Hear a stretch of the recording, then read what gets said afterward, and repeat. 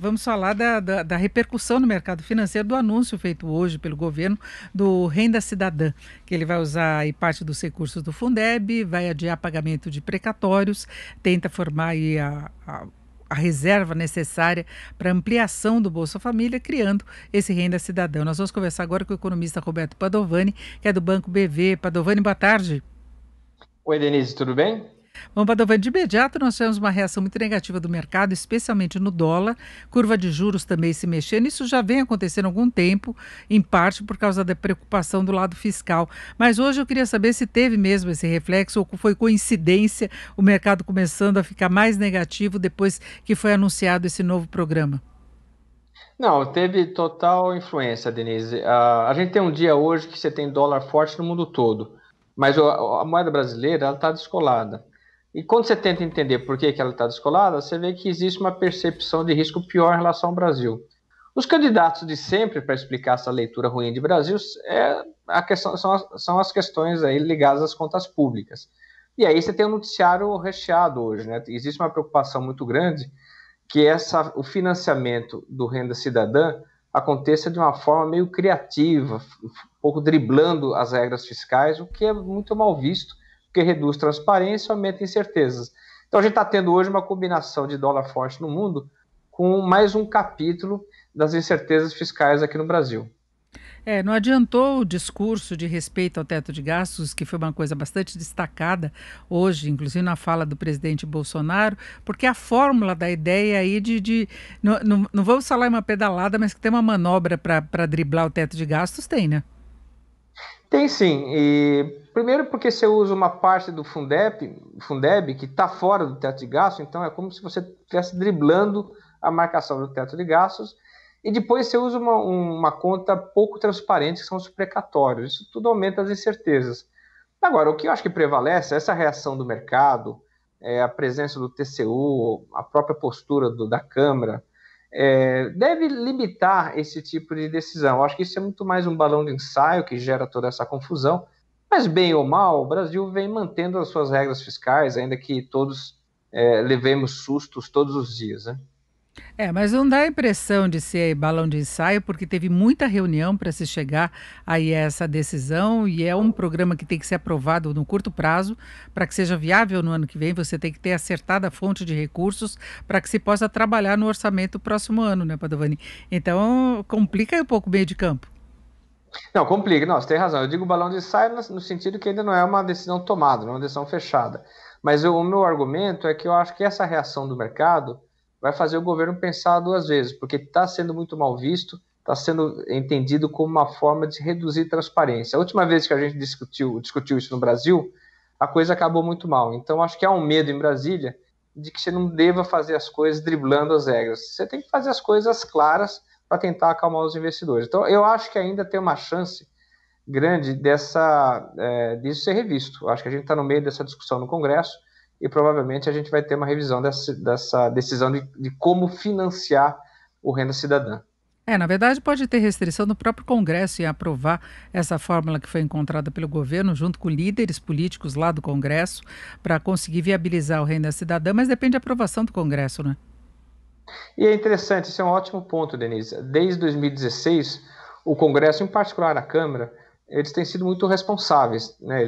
Não só eles criaram um limitador de teto de gastos, mas para você fazer manobras, você precisa ter a aprovação de uma parte importante dos deputados que hoje estão pressionados pela sociedade. Portanto, o Brasil conta ainda com muitas restrições institucionais, não só TCU, equipe econômica, mas o Congresso também tentando evitar danos na gestão das contas públicas.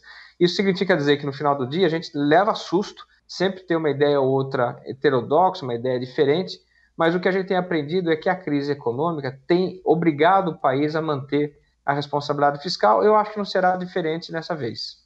E a gente está falando muito do comportamento do mercado financeiro, mas vamos falar dos números, né? O dólar sobe 1,26%, a cotação de venda do comercial em R$ 5,624, chegou a passar dos 5,65 e Bolsa de Valores em queda de 1,61% e curva de juros também pressionada, né, Padovani? A gente tinha impressão hoje, logo na abertura dos negócios, que poderia ser uma última semana do mês um pouco melhor, pelo menos vinha uma sinalização mais favorável do exterior e de repente virou de novo, não é? O setembro está muito ruim. Tá ruim. Se a gente olhar as bolsas globais ao longo de setembro, mostraram uma queda impressionante, teve uma realização, foi o pior momento aí até desde abril, né, quando você chegou no fundo do poço ali em termos da pancada da pandemia. Esse setembro está sendo o pior mês em termos de realização dos mercados internacionais. Tem muita dúvida lá fora sobre ritmo de crescimento, se a gente vai crescer ou não. Nesse ambiente, a gente tem essas confusões aqui no Brasil que só potencializam esses efeitos sobre o mercado cambial. Então, a gente realmente não está tendo folga nem no finalzinho do mês. Na verdade, o mercado aqui no Brasil ficou muito pressionado, em grande parte, pelas incertezas do lado fiscal, que foi um mês de idas e vindas, né? Se falou da saída de Guedes, depois cartão vermelho para o Valderi, tivemos ideias aí de criação de um novo imposto que Guedes, pelo jeito, teve que adiar o anúncio, junto com a desoneração, porque não tem ambiente político para isso e se priorizou o renda cidadã, mas é muita coisa, não é? Eu diria até mais, viu, Denise? Eu acho que até desde agosto havia essa leitura de que a fragilidade política do presidente ou tornaria suscetível a pressões, né? Basicamente aumento de gastos. E aí você tinha o medo de que a equipe econômica fosse ser substituída. Esse é um tema que está presente no mercado em julho, agosto e agora. Perdeu um pouco de fôlego, porque o governo, afinal, mandou o orçamento respeitando o teto de gastos, as declarações do presidente, do Congresso, são declarações positivas, mas a gente vê hoje que o mercado ainda é muito sensível ao tema, ainda tem muita desconfiança com relação ao tipo de gestão na economia. E aumentou com mudanças importantes que ocorreram já na equipe econômica, porque Guedes está lá, alguns Sim. dos principais secretários, mas alguns que tinham temas relevantes, como privatização, reforma administrativa, acabaram saindo, e ex-secretário do Tesouro também. Né? Não que tenha mudado o perfil ou o foco deles, mas houve um certo enfraquecimento na capacidade de negociação e de impor uma agenda de prioridades, né? Exatamente. O mercado está desconfiado desde a saída do ministro da Saúde e o ministro da Justiça, né?